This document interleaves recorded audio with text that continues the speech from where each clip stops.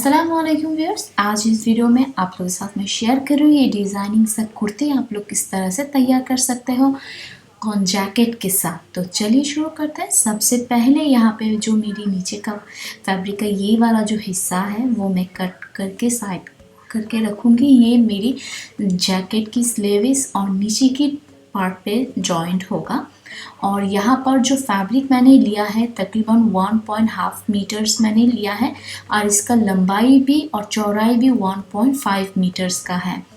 सो इसको मैं अलग सा करके रख रही हूँ। करने के बाद यहाँ पे मैं सबसे पहले मेरी जो स्कर्ट है उसको मैं निकाल लूँगी। तो मेरी यहाँ पे लंबाई जो है वो आप लोगों को लंबाई आप लोगों का आता है वो आप लोग ले सकते हो। और यहाँ पे मैं इतना ले रही हूँ, आप लोगों को इतना लेना होगा जो अंतर है घुटने से जितना लंबा है उतना ही आप लोगों को यहाँ पे लेना होगा। यहाँ पे मैंने तकरीबन लिया है 29 इंच मैंने लिया है। लेकर इसको मैंने स्ट्रेट कट करना है और इसको मैंने डबल फोल्ड करके लिया है। फोल्ड करके के फ्रंट और बैक पार्ट दोनों को एक साथ। और मेरी वेस्ट मेजरमेंट है 35। तो 35 के लिए आप लोगों को 5 इंच एक्स्ट्रा मैं लूँगी, यानी कि यहाँ पे मैं फोल्ड करके 10 इंच लूँगी। आप लोग अगर इससे ज़्यादा घेर चाहते हो तो आप लोग दे सकते हो, बट इस टाइप की जो कुर्तीज़ हैं वो यहाँ पे जितना कम हो सके उतना आप लोग दो, क्योंकि यहाँ पे एक्स्ट्रा जैकेट भी होगा। सो वो ज़रूरत नहीं है कि आप लोग ज़्यादा यहाँ पे पैलेट्स दो। यहाँ पे मैंने 5 इंच एक्स्ट्रा लिया है। लेकर मैं यहाँ पे इस तरह से कोना करके इसको काट लूँगी। कट करने के बाद मुझे नीचे से क्या करना है, तकरीबन 3 इंच का एक राउंड शेप देना है। इस तरह से यहाँ से मैं 3 इंच का एक लूँगी मार्क करके और यहाँ पे मैं इस तरह से एक शेप दे दूँगी। इस तरह से देने के बाद इसको मैं कट कर लूँगी और जहाँ जहाँ पे जो जॉइंट है वहाँ पे मैं इसको कट कर लूँगी। जब ये कटिंग हो जाएगा उसके बाद हमारी या ये जो पार्ट है यहाँ से मुझे तकरीबन 1 इंच एक्स्ट्रा मैं लूँगी स्टिचिंग के लिए। लेने के बाद इसको मैं अलग सा करके रखूँगी। ये है मेरी स्कर्ट का पार्ट जो मेरी तैयार हो गई है। तो इसको मैं साइड कर देती हूँ और बचा हुआ जो फैब्रिक्स है इससे मुझे करना होगा जो हमारी बॉडी का जो टॉप पार्ट है, ड्रेस का टॉप पार्ट और जैकेट। तो सबसे पहले मैं टॉप पार्ट को निकाल लूँगी, उसके बाद मैं जैकेट को निकाल लूँगी। यहाँ पे चौड़ाई मैंने लिया है जो टॉप पार्ट का जो चेस्ट का मेजरमेंट है वो है तकरीबन 40 इंच का। और शोल्डर के लिए मैंने लिया है 7 इंच, आर्म होल के लिए मैंने लिया है 7 इंच। लेकर यहाँ पे मैं इसको ड्रॉ कर दूँगी। और चेस्ट के लिए मैंने यहाँ पे दिया है 10 इंच मैंने लिया है एक्स्ट्रा लेकर, यानी कि नॉर्मली हम यहाँ पे लेते हैं 9 इंच, तो 1 इंच एक्स्ट्रा मैंने लिया है स्टिचिंग के लिए। सो टोटल है 10 इंच। नेक के लिए मैंने यहाँ पे लिया है 3 इंच और इसका नेक जो है पीछे का नेक थोड़ा छोटा होगा और फ्रंट का जो नेक है वो थोड़ा बिग साइज़ का होगा, यानी कि ज़्यादा डीप होगा, तकरीबन 4 इंच का। और बैक पार्ट जो है वो होगा तकरीबन 2 इंच का। तो यहाँ पे मैं 4 इंच पे एक मार्क करके वी जैसा एक नेक दे रही हूँ और इसको मैं कट कर लूँगी। और इसका लंबाई जो है, लंबाई यहाँ पे अगर आप लोग देखते हो कि फैब्रिक छोटा है कोई बात नहीं, क्योंकि आप लोग यहाँ पे जैकेट को पहनोगे साथ, सो वो कवर हो जाएगा। अगर आप लोगों का फैब्रिक ज़्यादा नहीं है तो, अगर ज़्यादा है तो आप लोग ले सकते हो, कोई भी प्रॉब्लम नहीं होगी। सो यहाँ पे वेस्ट मेजरमेंट को मैं थोड़ा सा शेप देकर इसको नीचे से 1 इंच एक्स्ट्रा लेकर मैं कटिंग कर दूंगी। ये नीचे का जो 1 इंच मैंने एक्स्ट्रा लिया है ये इसलिए लिया है क्योंकि शोल्डर जब हम स्टिचिंग करेंगे और नीचे से जब हम लोग स्कर्ट को स्टिचिंग करेंगे दोनों तरफ मेरी ये हाफ इंच करके चला जाएगा, तो वो छोटा हो जाएगा। इसीलिए आप लोगों को 1 इंच ज़्यादा लेना है स्टिचिंग के लिए। और सेम चीज़ मुझे बॉडी जो है, बॉडी पर भी मुझे 1 इंच एक्स्ट्रा लेना होगा स्टिचिंग के लिए। जब ये बैक पार्ट कटिंग हो जाएगा, मैं फ्रंट पार्ट का जो पार्ट है उसको मैं कटिंग कर लेती हूँ। तो ये हो गई है मेरी टॉप पार्ट का, ड्रेस का जो टॉप पार्ट है वो। अब मैं जो बचे हुआ फैब्रिक है इससे मैं निकाल लूँगी हमारी जैकेट को। तो जैकेट सेम ही होगा, सिर्फ आप लोगों को क्या करना होगा, लंबाई थोड़ा ज़्यादा देना होगा और बॉडी का जो माप है वो थोड़ा 1 इंच ज़्यादा देना होगा और जो नेक का शेप है वो थोड़ा डिफरेंट देना होगा। अगर आप लोग सेम रखना चाहते हो तो कोई भी प्रॉब्लम नहीं है, आप लोग सेम भी रख सकते हो, बट मैं प्रेफर करूँगी आप लोग थोड़ा डिफरेंट वे डिज़ाइन का दो। और यहाँ पे ये नेक है फ्रंट के लिए और बैक नेक जो है वो सेम होगा जिस तरह से हम लोग कोट जो नेक है, कॉलर जो नेक है वो जिस तरह से हमारी बैक पार्ट का 1 इंच का देते हैं या फिर 1/2 इंच का देते हैं वो मुझे देना होगा। तो ये मेरी टॉप पार्ट जैकेट का पार्ट है। तो ये जैकेट का ये जो एक्स्ट्रा पार्ट है लेसेस का मैंने पहले कटिंग किया था उसको मैं यहाँ पे लगाऊंगी जो मेरी स्लीव्स के लिए, और मेरी ड्रेस जैकेट का नीचे के पार्ट चला जाएगा। मेरी फैब्रिक थोड़ा कम था जिसके लिए मैंने और एक डिफरेंट फैब्रिक मैंने लिया है, ये कॉटन फैब्रिक है। तो यहाँ पे मैंने फोल्ड करके लिया है फैब्रिक को और 2 फोल्ड करके यहाँ पे मैं दोनों स्लीव्स को एक साथ कटिंग करूँगी। और जिस टाइप का फैब्रिक मैंने यहाँ पे लिया है, यहाँ पे ज़रूरत नहीं है कि एक्स्ट्रा लूँ क्योंकि ये फैब्रिक धोने के बाद नहीं शॉर्ट होगा, वो जैसा है वैसा ही रहेगा। सो इसीलिए मैं यहाँ पे कोई भी एक्स्ट्रा फैब्रिक नहीं ले रही हूँ। अगर आप लोगों का 100% कॉटन फैब्रिक लेते हो तो आप लोगों को मैं प्रेफर करूँगी 1 इंच एक्स्ट्रा लो, क्योंकि कॉटन फैब्रिक जो है धोने के बाद वो शॉर्ट हो जाता है और बहुत ही टाइट हो जाता है। सो इसीलिए कम करने से पहले आप लोग जब फैब्रिक के काम करोगे उससे पहले आप लोग इसको अच्छी तरह से धो लो तो रिज़ल्ट जो है वो अच्छी आएगा। तो ये है मेरी जैकेट का पार्ट। तो जैकेट का पार्ट का एक हिस्सा को मैं निकाल लूँगी। यहाँ पे मैं गलती से जो बैक पार्ट का पार्ट था वो मैंने गलती से नेक को कट कर लिया था, बट वहाँ पे मैं एक्स्ट्रा फैब्रिक जॉइंट कर लूँगी। मुझे 1/2 सेंटीमीटर का नेक चाहिए बैक पे।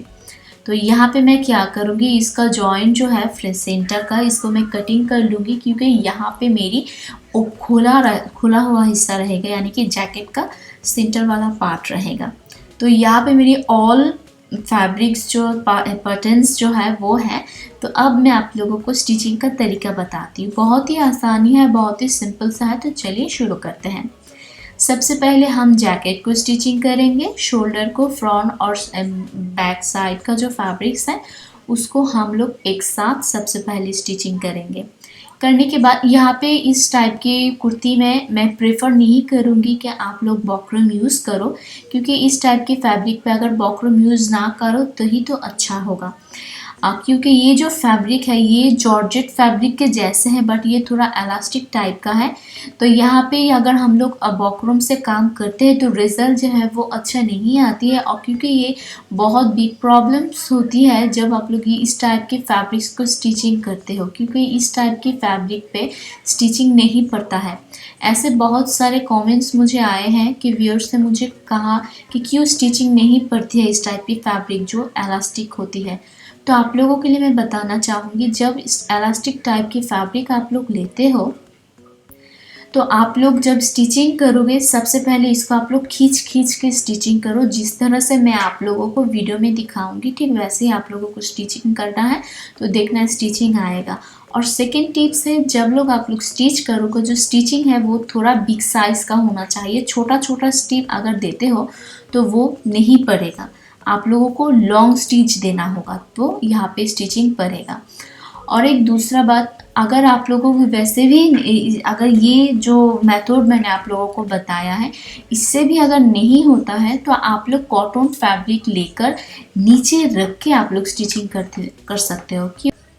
तो मैंने नेक को स्टिचिंग कर लिया था, जो आप लोग मैंने दिखा दिया है। तो ये है स्लीव्स का पार्ट। तो स्लीव्स का पार्ट मुझे क्या करना है, जो मैंने अलग से करके फैब्रिक से लेसेस निकाले थे वहाँ से मुझे यहाँ पे छोटे छोटे करके 4 से 5 जो पैलेट्स है मुझे देना होगा।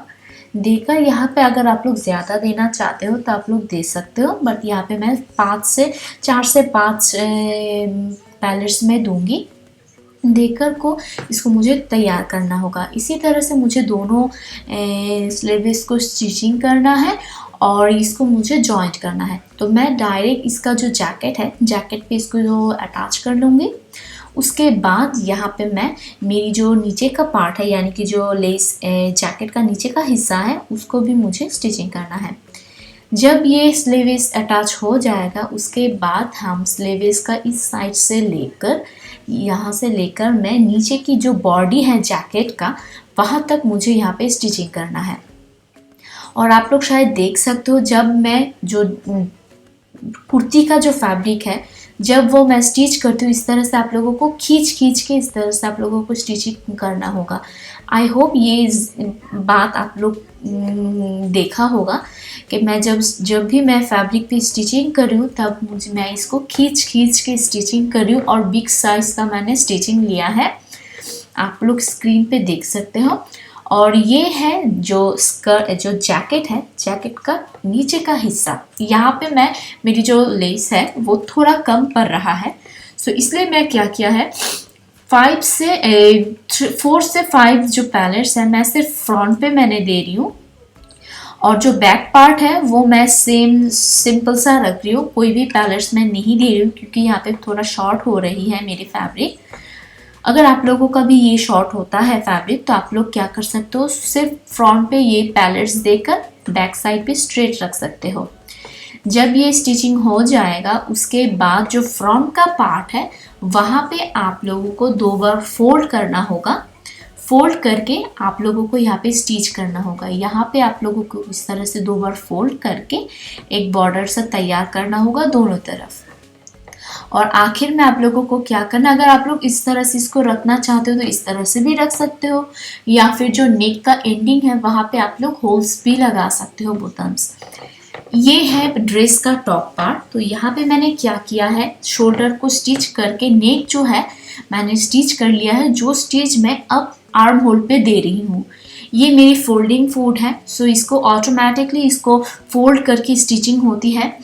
मुझे नहीं पता इंडिया में या फिर मेरी कंट्री में ये अवेलेबल है या नहीं।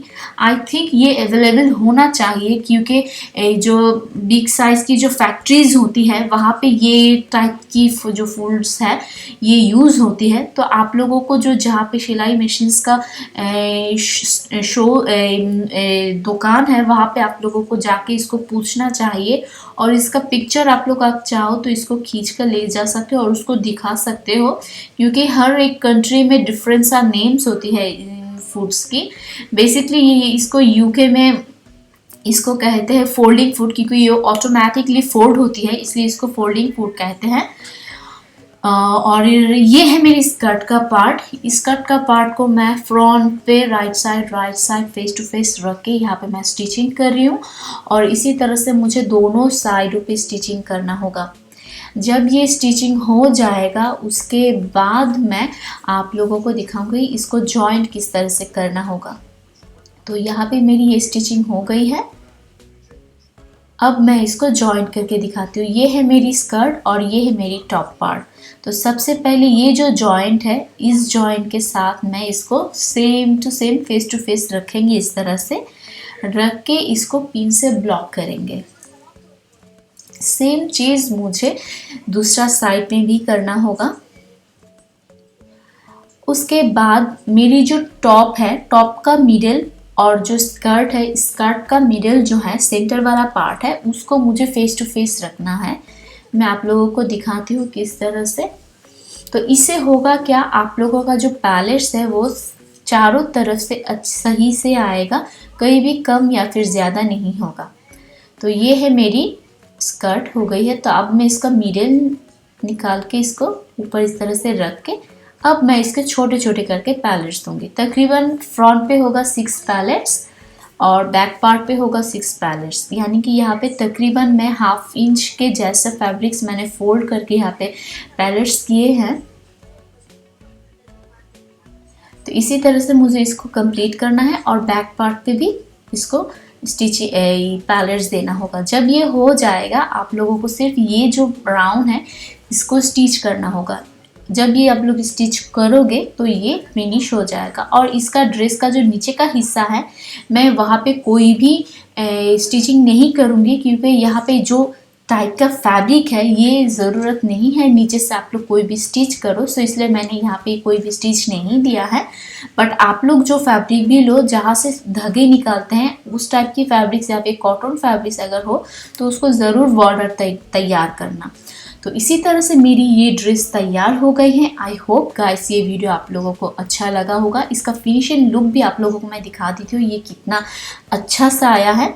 और इसको आप लोग समर पे ईजिली इसको वेयर कर सकते हो कि कैजुअल ड्रेस के जैसे भी आप लोग इसको पहन सकते हो। आई होप ये वीडियो आप लोगों को गाइस अच्छा लगा। अगर मेरी ये वीडियो आप लोगों को अच्छा लगे तो प्लीज़ लाइक, शेयर और कमेंट करना और सब्सक्राइब करना मेरी चैनल को। और कमेंट के दौरान मुझे बता सकते हो आप लोगों को ये वीडियो कैसा लगा।